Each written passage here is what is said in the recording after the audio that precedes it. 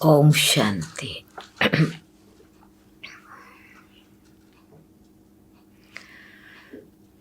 1 अक्टूबर साकार माता पिता बाप दादा के मधुर महावाक्य शिक्षक रूप में शिक्षा और सतगुरु के रूप में श्रीमत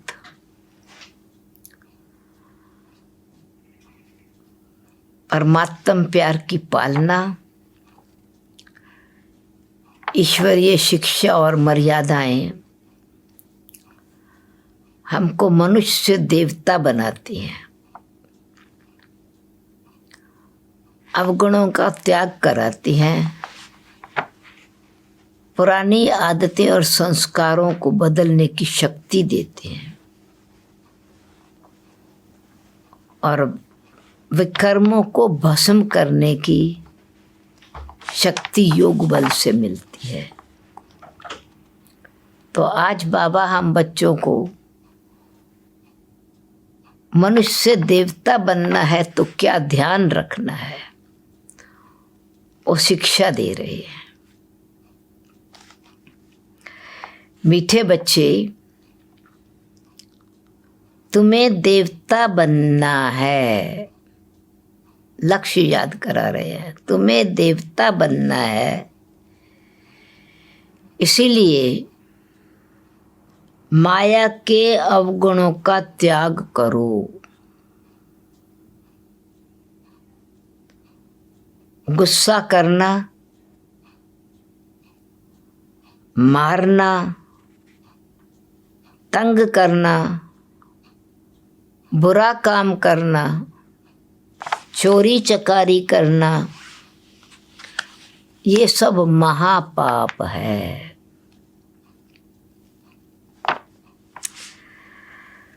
प्रश्न है, इस ज्ञान में कौन से बच्चे तीखे जा सकते हैं? घाटा किन्हें पड़ता है? उत्तर है, तीखे वो जा सकते हैं जिन्हें अपना पूता मेल चार्ट इनकम और घाटे का रखना आता है। तीखे जा सकते हैं, होशियार बन जाते हैं। घाटा उनको पड़ता है जो देही अभिमानी नहीं रहते। बाबा कहते हैं व्यापारियों को पोता मेल निकालने की आदत होती है, तो यहां भी वो तीखे जा सकते हैं, अपनी कमाई और घाटे की चेकिंग करते रहें। गीता मुखड़ा देख ले प्राणी जरा दर्पण में, देख ले कितना पुण्य है कितना पाप तेरे जीवन में। ओम शांति। रूहानी पाठधारी बच्चों प्रति बाप समझाते हैं, क्योंकि ये रूह ही पाठ बजा रही है बेहद के नाटक में। है तो मनुष्यों का ना नाटक। मनुष्य इस समय का पुरुषार्थ कर रहे हैं, बच्चे इस समय पुरुषार्थ कर रहे हैं। बलवेद शास्त्र आदि पढ़ते हैं, शिव की पूजा करते हैं, परंतु बाप कहते हैं इनसे मेरे को कोई प्राप्त नहीं कर सकते। क्यों? कि भक्ति है ही उतरती कला, ज्ञान से सद्गति होती है, तो जरूर कोई से उतरते भी होंगे। ये खेल है जिसको कोई भी नहीं जानते। शिवलिंग को जब पूछते हैं तो उनको ब्रह्म नहीं कहेंगे। ब्रह्म शिवलिंग नहीं है, शिवलिंग ब्रह्म नहीं है, ब्रह्म धाम का रहने वाला है। शिवलिंग शिव को ना ब्रह्म कहेंगे, ब्रह्म को शिव कहेंगे। तब कौन है जिसको पूजते हैं? शिवलिंग तो ब्रह्म है नहीं, पर उनको ईश्वर समझकर पूजा करते हैं। तुम जब पहले पहले भक्ति शुरू करते हो तो शिवलिंग हीरों का बनाते हो। अभी तो गरीब बन गए हैं तो पत्थर का बनाते हैं। हीरे का लंग उस समय 4-5 हजार का होगा, यानी उस समय भी जिस समय शुरू किया बनाना तो भी वो कीमती चीज थी, ऑर्डिनरी नहीं, 4-5 हजार का होगा। इस समय तो उनका दाम 5-7 लाख, ये भी 100 साल पहले की बात बाबा बता रहे हैं। इसमें तो 100 ईयर में तो कितना बढ़ गया होगा दाम। ऐसे हीरे अभी मुश्किल निकलते हैं। पत्थर बुद्धि बन गए हैं तो पूजा भी पत्थर की करते हैं। ज्ञान बगैर, ज्ञान नहीं है पर पूजा करते हैं, भावना है बस। जब ज्ञान है तो तुम पूजा नहीं करते हो,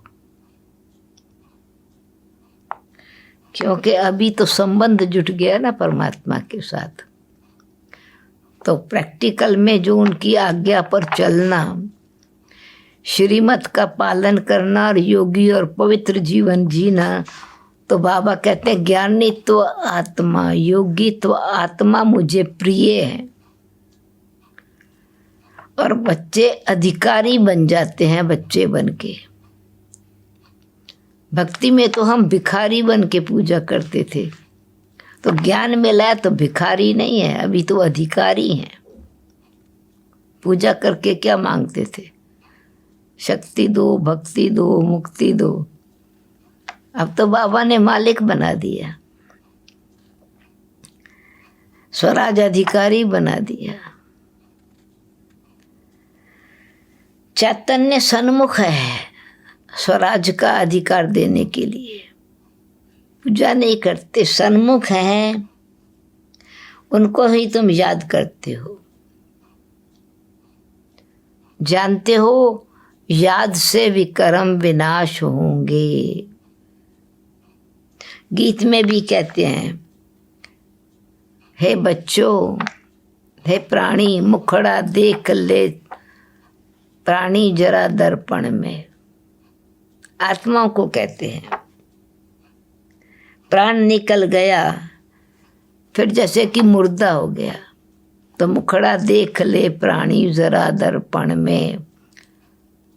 शरीर में रहने वाला प्राणी जिंदा है तो अपना दर्पण अपने आप को देखेगा ना, चेक करेगा। आत्मा निकल जाती है तो कहते हैं प्राण निकल गए।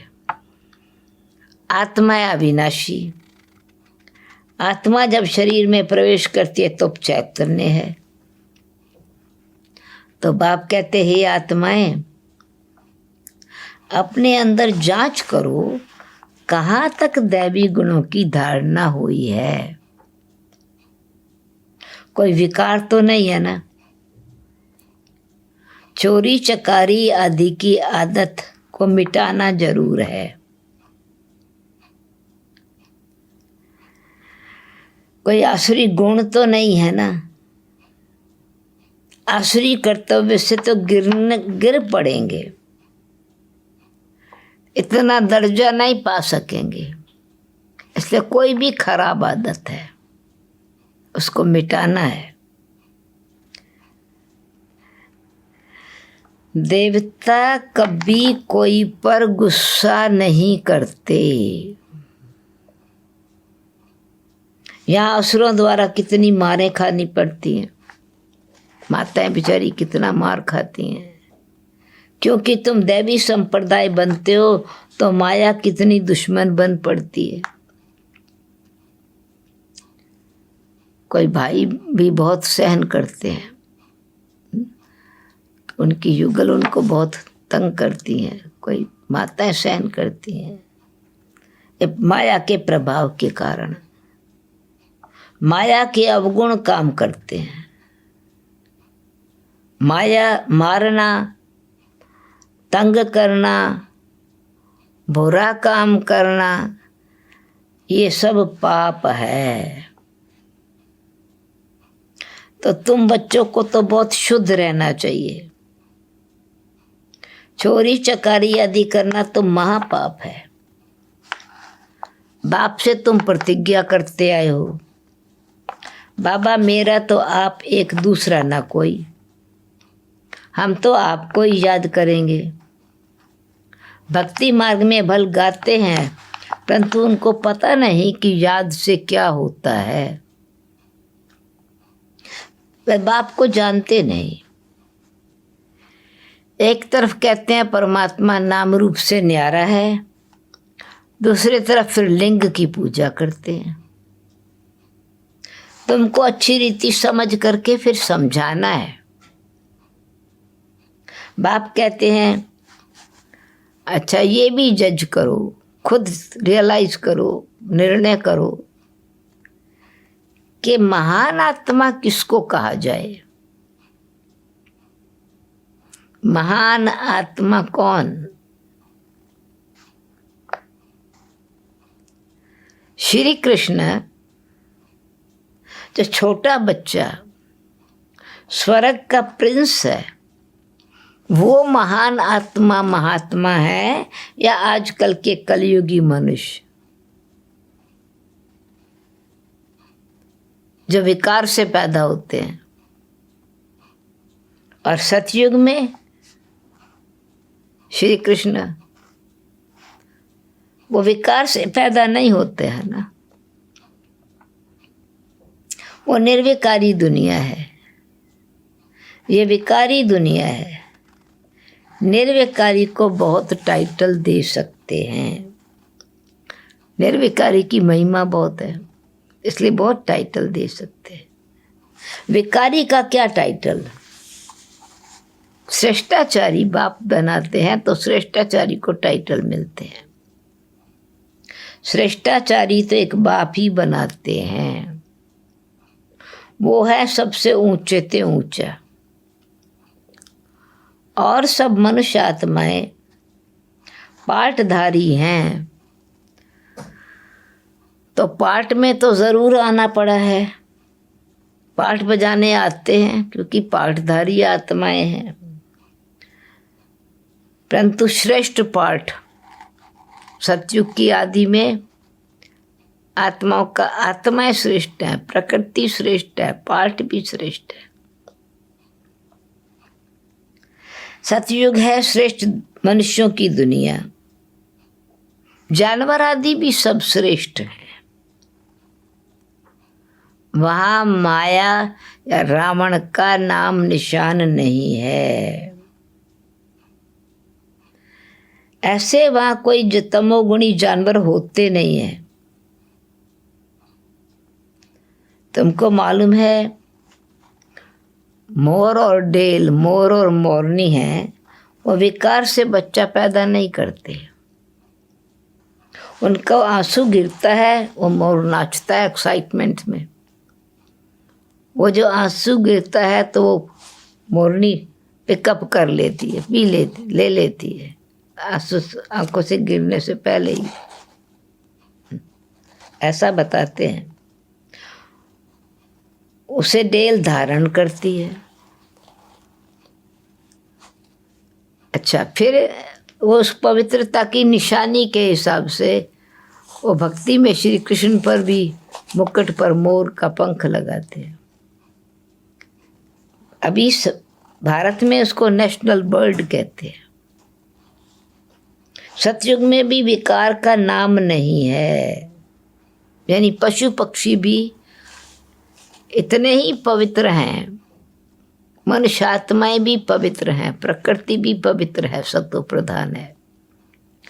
मोर का पंख, जो पहला नंबर विश्व का प्रिंस है श्री कृष्ण, उनको मोर मुकुटधारी बताते हैं, मोर का पंख लगाते हैं, दिखाते हैं उनकी पिक्चर में। कोई तो रहस्य होगा ना। तो ये सब बातें बाप रिफाइन करके समझाते हैं, यानी पवित्रता की एग्जाम्पल और सैंपल। फिर परमात्मा कहते हैं वहाँ पवित्र योगी जीवन होगा। एक इन बातों को समझने के लिए एग्जाम्पल यहाँ का दिया जाता है, तो रिफाइन करके समझाते हैं। वहाँ निर्विकारी दुनिया है, विकार होता नहीं, पाप कर्म है ही नहीं। भगवान ने कहा काम क्रोध नरक का द्वार है, और वो तो वैकुंठवासी हैं, देवता है, स्वर्ग के निवासी हैं। तो ये विकारी सिस्टम से रचना नहीं होती है। वहाँ बच्चे कैसे पैदा होते हैं वो तुम जानते हो, वो वहाँ विकार तो होते ही नहीं। तो बाप कहते हैं तुमको देवता बनाते हैं, तो अपनी पूरी जांच करो। मेहनत बगैर विश्व का मालिक थोड़ी बन सकेंगे।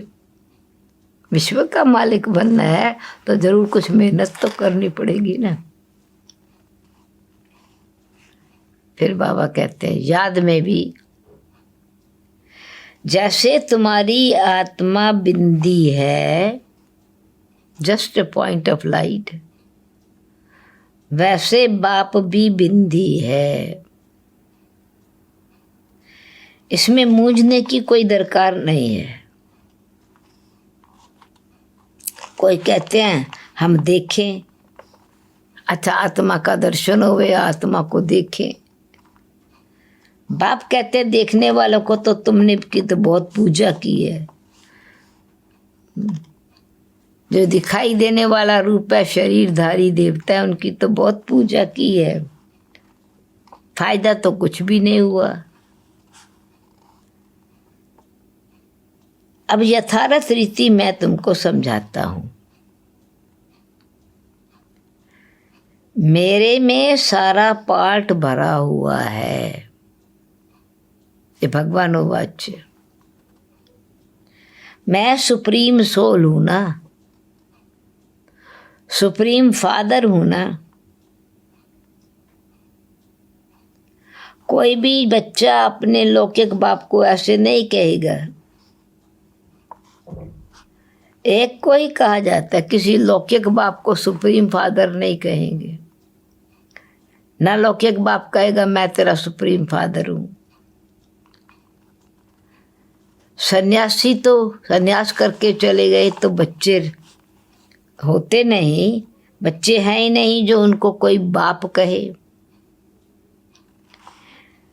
परमात्मा तो सब आत्माओं का बाप है, जो वर्षा देते हैं, जन्म से अधिकार प्राप्त कराते हैं। तो परमात्मा का कोई ग्रस्त आश्रम तो ठहरा नहीं। तो मैं कहते ग्रस्ती नहीं हूँ, पिता हूँ तुम्हारा। तुमने 84 बाप बैठ समझाते हैं, तुमने 84 जन्म कैसे भोगे हैं, कैसे चक्कर में आए। पहले पहले तुम सतो प्रधान थे, फिर नीचे उतरते आए हो। अभी कोई किसी को सुप्रीम का टाइटल थोड़ी देंगे, अभी कोई अपने को सुप्रीम थोड़ी कहेंगे। अभी तो खुद ही रियलाइज करते हैं हम नीच हैं, पापी हैं, मूर्ख हैं, दुष्ट हैं। ये आरती करते हैं, खुद को नीच समझते हैं ना। तो बार बार बाप समझाते हैं, मूल बात कि अपने अंदर देखो, हमारे में कोई विकार तो नहीं है। रात को रोज अपना पोता मेल निकालो। व्यापारी लोग हमेशा पोता मेल निकालते हैं, गवर्नमेंट सर्वेंट पोता मेल नहीं निकाल सकते। उनका तो मुकर्रर तनख्वाह होती है। व्यापारी का तो किसी दिन ज़्यादा फायदा होगा, किसी दिन कम फायदा होगा। इस ज्ञान मार्ग में भी व्यापारी तीखे जाते हैं, पढ़े लिखे ऑफिसर्स इतना नहीं। व्यापार में आज 50 कमाया, कल 100 कमाएंगे, 60 कमाएंगे, कभी घाटा भी हो जाएगा। गवर्नमेंट सर्वेंट की फिक्स से पे होती है, सैलरी फिक्स होती है, उनकी जो पेमेंट है हर महीना उनको मिलती है। तो बाबा कहते हैं तुम्हारी रूहानी कमाई है।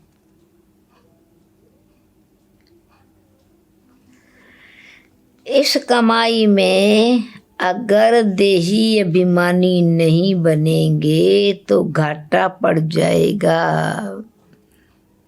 अपने को आत्मा निश्चय नहीं करेंगे तो घाटा पड़ जाएगा।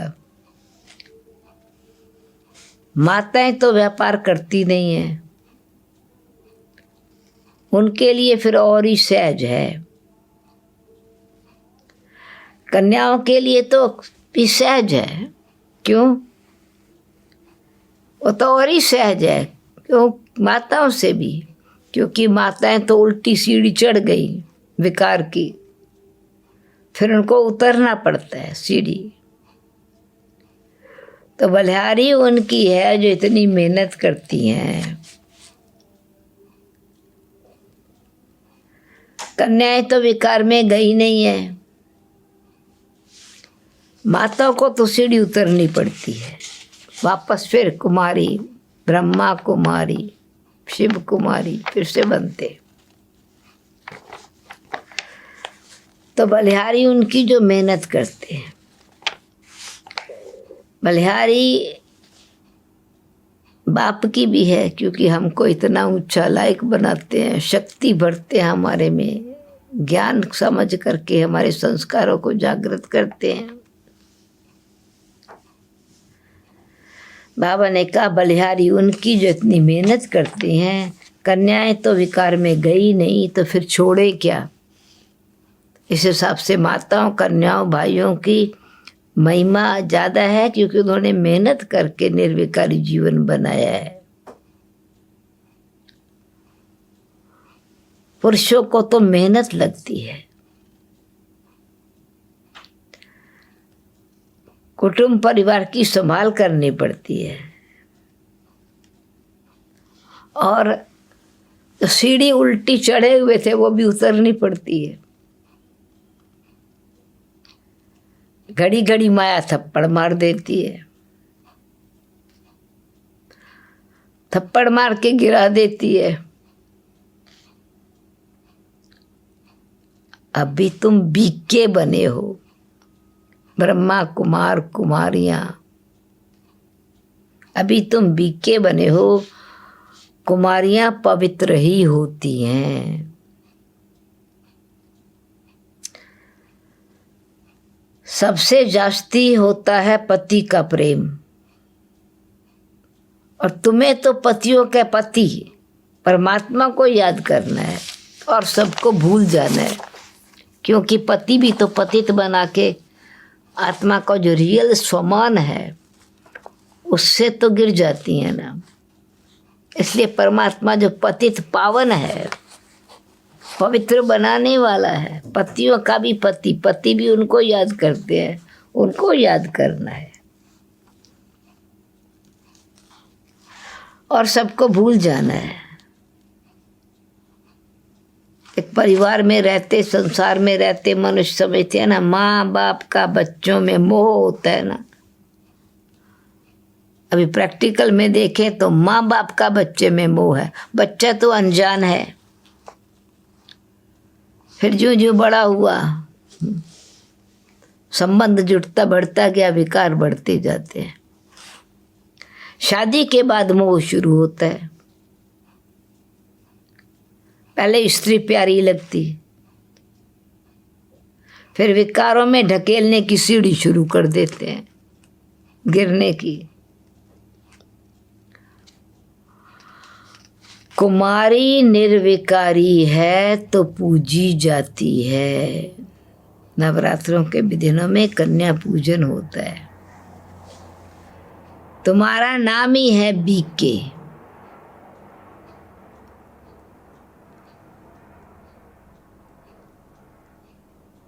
तुम महिमा लायक बन करके फिर पूजा लायक बनते हो। बाप ही तुम्हारा टीचर भी है, तो तुम बच्चों को नशा रहना चाहिए। हम स्टूडेंट्स हैं। भगवान जरूर भगवान भगवती बनाएंगे ना, तो सिर्फ समझाया जाता है भगवान एक है, बाकी सब भाई भाई हैं, दूसरा कोई कनेक्शन नहीं। प्रजापिता ब्रह्मा से रचना होती है, फिर वृद्धि होती है, पर आत्माओं की वृद्धि नहीं होती। वृद्धि मनुष्यों की होती है। आत्माओं का तो लिमिटेड नंबर है, लिमिट है। आत्मा जितनी परम धाम में है उतनी ही आएंगी, नंबरवार आती जाती हैं, तो मनुष्य सृष्टि बढ़ती जाती है। बहुत आते रहते हैं, परम धाम से आत्माएं उतरती रहती हैं, और जो मनुष्य आत्माएं यहाँ जन्म ले चुकी वापस तो जा नहीं सकती जब तक पावन न बने। तो पॉपुलेशन मल्टीप्लाई होती रहती है। बहुत आते रहते हैं, जब तक वहाँ आते रहेंगे झाड़ बढ़ता रहेगा। ऐसा नहीं कि सृष्टि सूख जाएगी, मनुष्य रहेंगे ही नहीं, झाड़ और ही बढ़ता जाता है। इनकी भेंट बनियन ट्री से की जाती है। मनुष्य सृष्टि का वृक्ष देवता धर्म का फाउंडेशन, आदि सनातन देवी देवता धर्म है फाउंडेशन। तो सतयुग में पॉपुलेशन कम थी, एक धर्म, एक राज, एक भाषा थी। अब वो आदि सनातन देवी देवता धर्म गुम हो गया, अपने आप को हिंदू कहते हैं। फाउंडेशन है नहीं, बाकी सारा झाड़ खड़ा है। तो बाबा वो कलकत्ता में बैनियन ट्री का मिसाल देते हैं कि बड़ का झाड़ है, फाउंडेशन खोखला हो गया, बाकी ब्रांचेस में से फिर दूसरे पेड़ इमर्ज हो रहे हैं। तो बाबा कहते हैं ये भी ऐसे ही है, मनुष्य सृष्टि रूपी वृक्ष का झाड़। फाउंडेशन है नहीं, कुछ न कुछ निशानी है। अभी तक मंदिर बनाते रहते हैं देवी देवताओं के, कुछ न कुछ निशानी है। मनुष्यों को थोड़ी पता है कि देवताओं का राज कब था, फिर कहाँ गया। ये नॉलेज तुम ब्राह्मणों को ही है। मनुष्यों को ये मालूम नहीं है कि परम पिता परमात्मा बिंदी है, बिंदु स्वरूप है, ज्योतिर्बिंदु।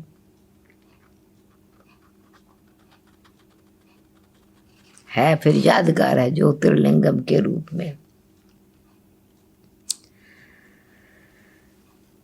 तो बाबा कहते हैं मनुष्यों को थोड़ी पता है कि देवताओं का राज कब था, फिर वो कहाँ गया। ये नॉलेज तुम ब्राह्मणों को है। मनुष्यों को ये मालूम नहीं कि परमात्मा का स्वरूप बिंदी है। गीता में लिख दिया है वो अखंड ज्योति स्वरूप है। आगे बहुतों को साक्षात्कार होता था भावना अनुसार, बड़ी तेज ब्राइट लाइट, तो वो उसको देख के जैसे एकदम लाल लाल, चेहरा भी लाल हो जाता था। बस हम सहन नहीं कर सकते, बड़ी शक्ति है, पर वो तो साक्षात्कार था। तो बाप कहते हैं साक्षात्कार में कोई कल्याण नहीं है। साक्षात्कार किया तो देवता बन तो नहीं जाएंगे ना, बनना है। बाप को याद करें, मुख्य बात है याद की यात्रा। और याद भी ऐसी खिसक जाती है बाबा की जैसे कि पारा खिसक गया। थर्मामीटर का पारा जल्दी उतर जाता है ना, याद भी घड़ी घड़ी खिसक जाती है। कितना चाहते हैं बाप को याद करें, फिर और ख्याल आ जाते हैं। बाबा ने कहा इसमें ही तुम्हारी रेस है, याद की यात्रा में ही तुम्हारी रेस है।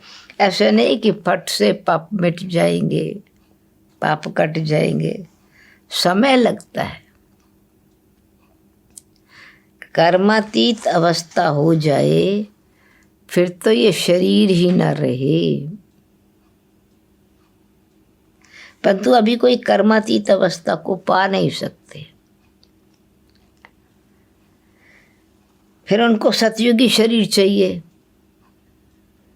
तो तुम बच्चों को बाप को ही याद करना है, अपने को देखते रहो। इसमें कोई बुरा काम तो नहीं किया,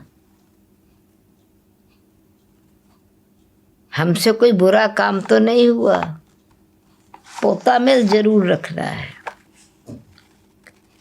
ऐसे व्यापारी झट साहूकार बन सकते, यानी सतयुग के माला माल राजधानी के मालिक बन सकते, क्योंकि कंगाल और माला माल, सॉल्वेंट और इनसॉल्वेंट राज की भी निशानी है ना। तो इसलिए माला माल बन सकते ज्ञान और योग की धारणा से। बाप के पास जो नॉलेज है वह दे रहे हैं।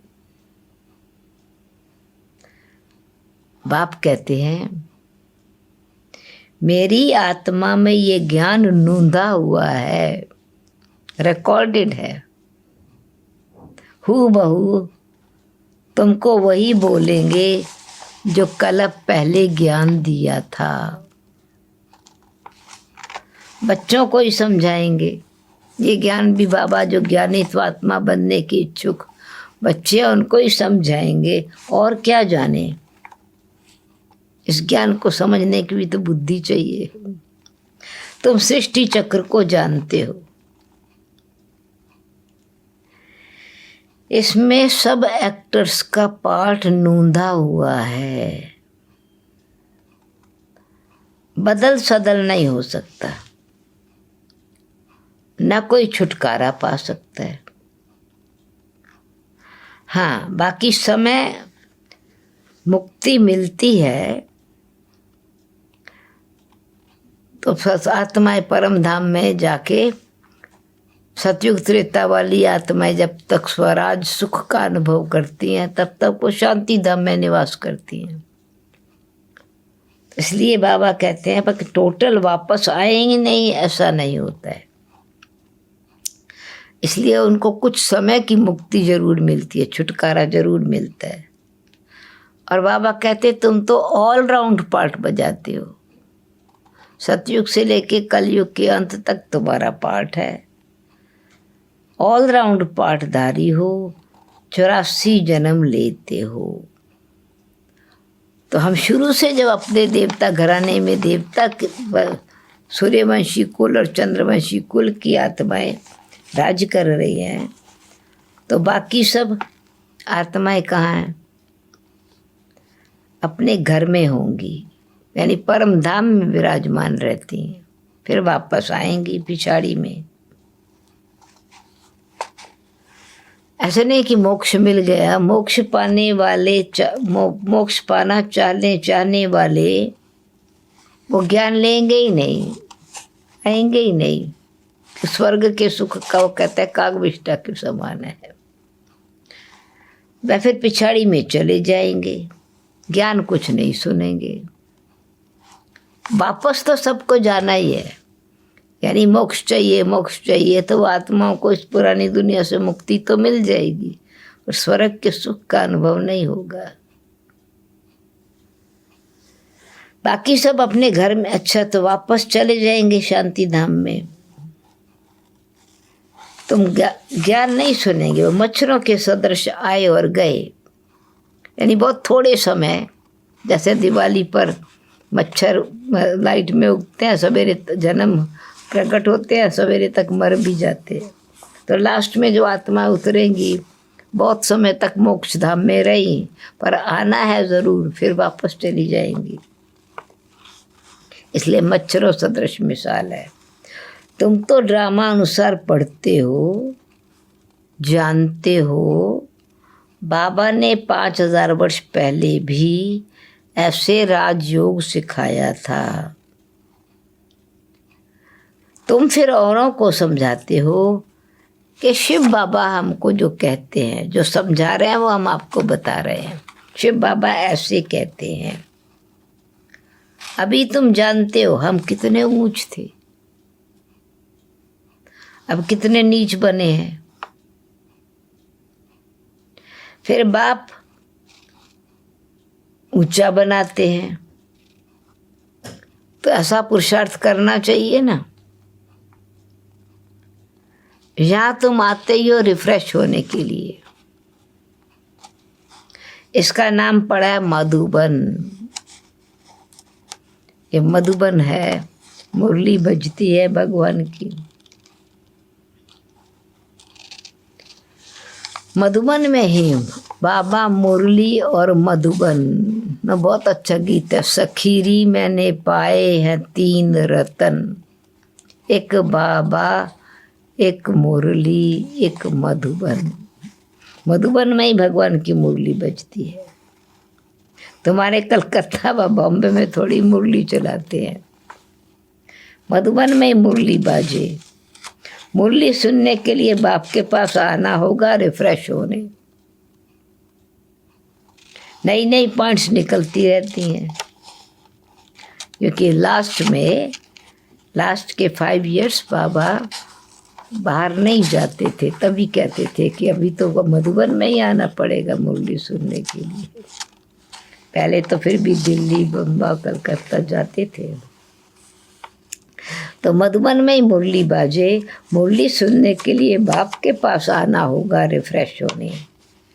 नई नई पॉइंट्स निकलती रहती हैं। सन्मुख सुनने से फील करते हो, बहुत फर्क है। घर में बैठे मुरली पढ़ना, घर में बैठे मुरली सुनना, या सेंटर पर आकर के मुरली सुनना, फिर मधुबन में आकर के मुरली सुनना, बहुत फर्क है। आगे चलकर बहुत पार्ट देखने हैं। बाबा ने कहा चेंज बहुत होगी, और वो तो बराबर हो रही है, बराबर समय अनुसार। बाबा पहले से ही सब सुना दे कि ड्रामा में फिर अभी कौन सी सीन आने वाली है, तो टेस्ट ही निकल जाए। बाबा कहते हैं कि अगर बाबा पहले से ही सब कुछ सुना देवे, तो जो इंटरेस्ट है वो ही निकल जावे। क्यूरियोसिटी होती है, फिर क्या। आस्ते आस्ते इमर्ज होता जाता है। समय पर जो सुनाना है वही सुनाएंगे, एक सेकंड न मिले दूसरे से। बाप आए हैं रूहानी सेवा करने। तो बच्चों का फर्ज है रूहानी सेवा करना। कम से कम ये तो बताओ,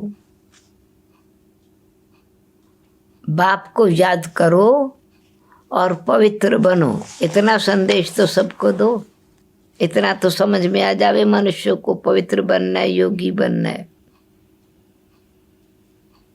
बाप को याद करो और पवित्र बनो। पवित्रता में ही फेल होते हैं, क्योंकि याद नहीं करते। तुम बच्चों को बहुत खुशी होनी चाहिए, हम बेहद के बाप के सन्मुख बैठे हैं, जिनको कोई नहीं जानते।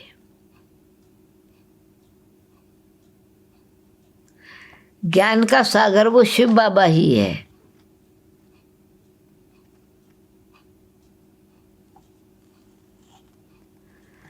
देहधारी से बुद्धि योग निकाल देना चाहिए। देहधारियों से बुद्धि योग हटा देना चाहिए, निकाल लेना चाहिए। शिव बाबा का ये रथ है, तो अंतर है। भगवान जिस रथ में बैठे हैं, तो जब उनको याद करें तो उस समय तो शिव बाबा प्रेजेंट है, उनके रथ में बैठे हैं। इनका रिगार्ड नहीं रखेंगे तो धर्मराज द्वारा बहुत डंडे खाने पड़ेंगे। तो बाबा का बड़ों का रिगार्ड तो रखना है ना। आदि देव का कितना रिगार्ड रखते हैं। जब जड़ चित्र का इतना रिगार्ड रखते हैं तो चैतन्य का कितना रखना चाहिए। अच्छा, मीठे मीठे सिक्की लद्दे बच्चों प्रति माता पिता बाप दादा का याद प्यार और गुड मॉर्निंग। रूहानी बाप की रूहानी बच्चों को नमस्ते। हम रूहानी बच्चों की रूहानी बाप दादा को याद प्यार गुड मॉर्निंग और नमस्ते। धारणा के लिए मुख्य सार।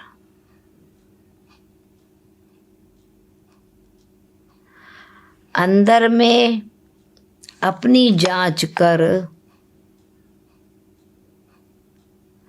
दैवी गुण धारण करने हैं। खराब आदतों को निकालना है।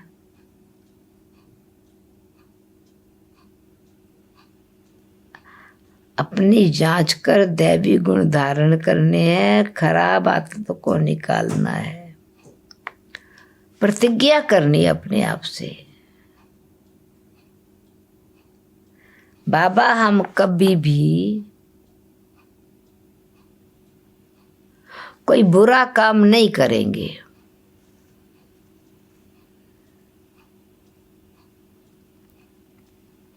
दूसरी पॉइंट, कर्मातीत अवस्था को प्राप्त करने के लिए, कर्मातीत अवस्था को प्राप्त करने के लिए याद की रेस करनी है।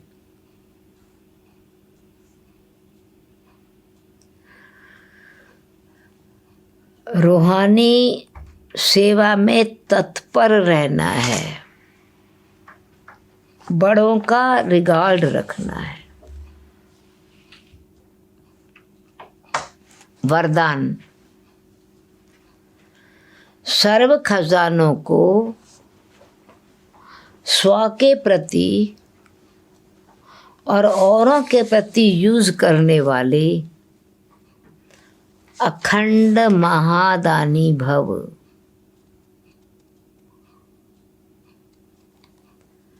एक्सप्लेनेशन, जैसे बाप का भंडारा सदा चलता रहता है,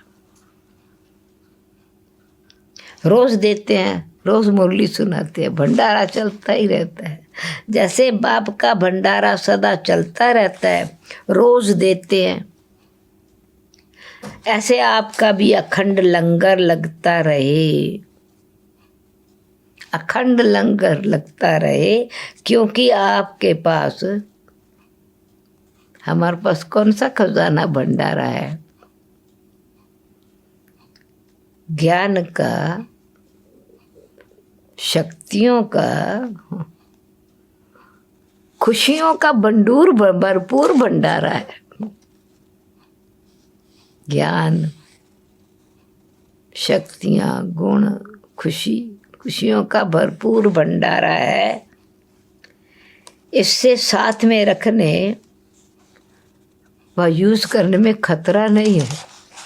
ये बहुत इतना सुंदर, इतना श्रेष्ठ धन है, जितना ज़्यादा हो कोई खतरा नहीं है। और ये भंडारा खुला रहे। ये भंडारा खुला होगा तो चोर नहीं आएगा। माया चोर, रावण चोर, पुराने संस्कार चोर नहीं आएंगे। बंद रखेंगे तो चोर आ जाएंगे। ज्ञान गुण खजाना खुला रहे तो चोर नहीं आएंगे। इसलिए रोज अपने मिले हुए खजाने को देखो, स्व के प्रति और सर्व के प्रति यूज करो, खुद के लिए और औरों के लिए भी यूज करो, अखंड महादानी बन जाएंगे, अखंड महादानी बन जाएंगे। अच्छा, स्लोगन, सुने हुए को मनन करो। जो बाबा ने सुनाया है, सुने हुए को मनन करो। मनन करने से शक्तिशाली बनेंगे, मनन करने से शक्तिशाली बनेंगे। मनन, चिंतन, मंथन, कितनी तरह से बाबा ने समझाया है। अच्छा, ओम शांति।